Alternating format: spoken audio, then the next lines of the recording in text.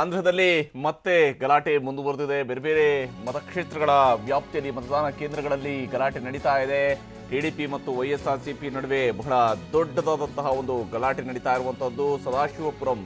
ಇದು ವಿಜಯವಾಡದಲ್ಲಿ ಬರುವಂತಹ ಸದಾಶಿವಪುರಂನಲ್ಲಿ ಟಿಡಿಪಿ ಮತ್ತು ವೈಸಿಪಿ ನಡುವೆ ಗಲಾಟೆ ನಡೆದಿದೆ. ಸದಾಶಿವಪುರಂನ ಮತಗಟ್ಟೆ ಸಂಖ್ಯೆ 248ರಲ್ಲಿ ಮಾರಾಮಾರಿ ನಡೆದಿದೆ. ಆಂಧ್ರದ ಪಾಲಿಟಿಕ್ಸ್ನಲ್ಲಿ ಬಹುಶಃ ಗಲಾಟೆಗಳಿಲ್ಲದೆ ಅಲ್ಲಿ ಚುನಾವಣೆ ನಡೆಯುವಂಥದ್ದು ಬಹಳ ಕಡಿಮೆ. ನೋಡಿ, ಈ ದೃಶ್ಯವನ್ನು ನಾವು ಗಮನಿಸಬಹುದು. ಆಗಲೇ ಒಂದು ದೃಶ್ಯದಲ್ಲಿ ನೋಡ್ತಾ ಇದ್ವಿ, ಶಾಲೆ, ಇದು ಕೂಡ ಶಾಲೆಯ ಒಳಗಡೆ ಪಾಪ ಮಕ್ಕಳು ಓದುವಂತಹ ಶಾಲೆಯಲ್ಲಿ ದೊಡ್ಡವರು ಬಂದು ಏನೇನೆಲ್ಲ ಮಾಡಿ ಹೋಗ್ತಾರೆ ಅನ್ನೋದು ಚುನಾವಣೆಯ ಸಂದರ್ಭದಲ್ಲಿ ಗೋಚರ ಆಗುವಂತಹದ್ದು. ಇಲ್ಲಿ ಆ ಒಂದು ಚೇರ್ಗಳನ್ನು ಒಡೆದು ಹಾಕಿರುವಂತಹ ದೃಶ್ಯವನ್ನು ಕೂಡ ನಾವು ಗಮನಿಸಬಹುದು. ಇದು ಸದಾಶಿವಪುರಂ ಅನ್ನುವಂತಹ ಒಂದು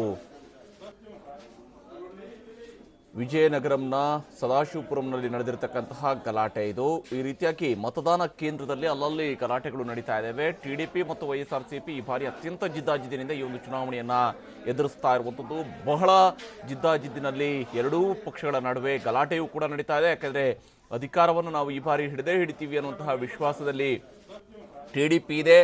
ಮತ್ತೊಂದು ಬಾರಿಯ ಗೆಲುವನ್ನು ನಾನು ಸಾಧಿಸ್ತೀನಿ ಅನ್ನುವಂಥ ವಿಶ್ವಾಸದಲ್ಲಿ ಚಂದ್ರಬಾಬು ನಾಯ್ಡು ಅವರು ಕೂಡ ಇದ್ದಾರೆ. ಈ ಕಾರಣಕ್ಕಾಗಿ ಇವತ್ತು ನಡೀತಾ ಇರುವಂತಹ ಒಂದು ಜಿದ್ದಾಜಿದ್ದಿ ಇದು. ಅದರ ನಡುವೆ ಕಾರ್ಯಕರ್ತರ ನಡುವೆ ಹೊಡೆದಾಟ ಸಾಗ್ತಾ ಇದೆ.